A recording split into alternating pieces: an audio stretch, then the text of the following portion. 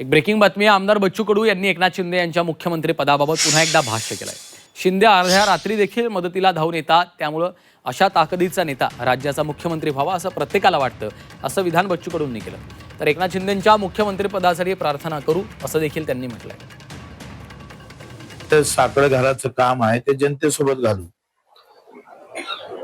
जनतेला आम्ही सांगू तर आम्हाला असं वाटतं का मुख्य शिंदे साहेब जे रात्री 2 वाजता दरवाजा उघडतय, सामान्य माणसाच्या प्रति असणाऱ्या भावना ज्या खऱ्या अर्थानं ज्या पद्धतीच्या आहे तशा ताकदीचा मुख्यमंत्री व्हावा हे सगळ्यालाच वाटतं. मला एकट्यालाच नाही वाटत. तुम्ही जर सर्वे केला तर सगळेजण तेच म्हणणार का पुन्हा मुख्यमंत्री शिंदे साहेब हवे.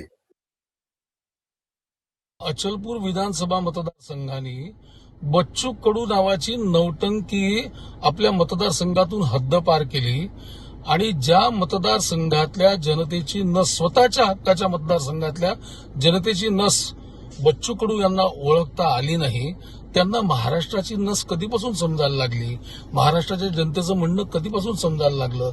बच्चू भाऊ, तुमची नोकरी गेलेली होती, तुमचा कामधंदा गेलेला होता.